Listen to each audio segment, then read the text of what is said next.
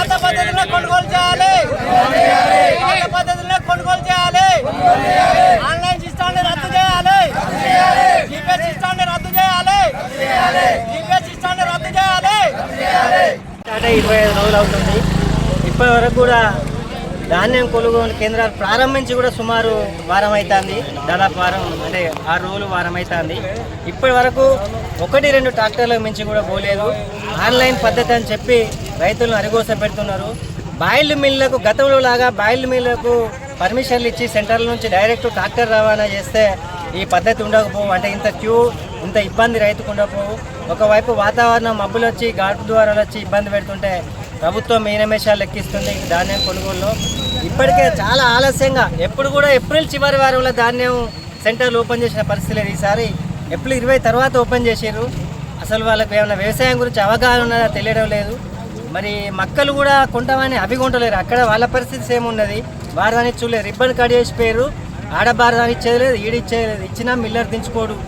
ఆ మిల్లులు సక్రమ పాత పద్ధతిలో వాళ్లకు పర్మిషన్లు ఇచ్చి జేసీ గారు కలెక్టర్ గారు మానిటరింగ్ చేసి ఏ రోజుకి ఆ రోజు ట్రాక్టర్లు దిగుమతి అయ్యే విధంగా చూసి ఆన్లైన్ పేమెంట్లు కూడా రైతులు తొందరగా అయ్యేటట్టు చూడాలి. ఇప్పుడు రేపో ఎల్లుండో వర్షాలు అంటున్నారు. రైతులందరూ వందలాది కుప్పలు దర్శనం ఇస్తాను. ఇట్లా ఎప్పుడు ఉండకపోయేది. వెంటనే కనీసం 3-4 రోజుల వడ్లు పోయే పరిస్థితి ఉండే. ఇప్పుడు రైతుకు పరదాలు, ఇప్పుడు ఒక పరద కాలైతే ఇంకో పరద కిరాయి దొరుకుతుంది. రైతుకు పరదాలు దొరికే పరిస్థితి లేదు, ట్రాక్టర్ దొరికే పరిస్థితి లేదు, డీజిల్ లేక మిషన్ దొరికే పరిస్థితి లేదు.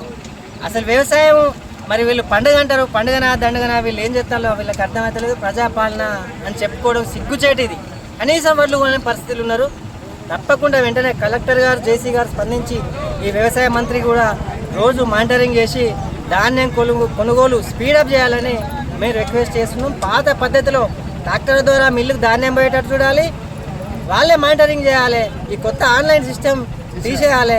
తప్పకుండా ఈ జీపీఎస్ సిస్టమ్ తీసేసి పాత పద్ధతిలో ధాన్యం కొనుగోలు వేగంగా చేయాలని రైతుల తరఫున మేము వారికి చేతులు ఎత్తి నమస్కరిస్తున్నాం. పెట్టిరన్న ట్రాక్టర్ ఫస్ట్ ఎంటీ పెట్టుకొని రావాలి. వేపిచ్చి కాడ ఆడ బండ్లు లైనే ఆ నుంచి ఇక్కడికి వచ్చినాక బత్తాలు అమలు వాళ్ళతోటి లోడ్ వేయించుకున్నాక మళ్ళీ పోయి మళ్ళీ కాంట పెట్టుకొని రావాలి. వచ్చినాక ఇక్కడ 3 సార్లు ఓటీపీ రావాలన్న ఆన్లైన్ సిస్టమ్ ద్వారా. 3 సార్లు ఓటీపీ వస్తుంది. ఒక ముసలా ఉంటుంది, ఆ దగ్గర ఫోనే లేదు. ఓటీపీ కొడుకు ఫోన్ చేయాలి. ఇక్కడ ఇంత ఇబ్బంది. ఆన్లైన్లో 3 సార్లు ఓటీపీ వచ్చినాక సొసైటీ కార్డు పోయి ప్రింట్ తీసుకోవాల్సిన పరిస్థితి. మళ్ళీ ఆడ ప్రింట్ తెచ్చుకోవచ్చు. ఇక్కడ ఎక్కడైతే ఆన్లైన్లో ఏ మిల్లు చూపెడుతుందో ఆ మిల్లు పోతే మాకు వడ్లద్దు మంచిగా లేవు, తాళ్ళు ఉన్నాయి, నల్ల ఉన్నాయి, మేము తీసుకోం పో అని చెప్పి వాళ్ళు నిలబడితే మళ్ళీ ట్రాక్టర్ వచ్చి ఇక్కడ పట్టుకొచ్చి ఆ రోజు మొత్తం ఇక్కడనే గడపాల్సి వచ్చింది అన్న. ఈ ఆన్లైన్ పరిస్థితి చాలా ఇబ్బందికరంగా ఉన్నది మాకు.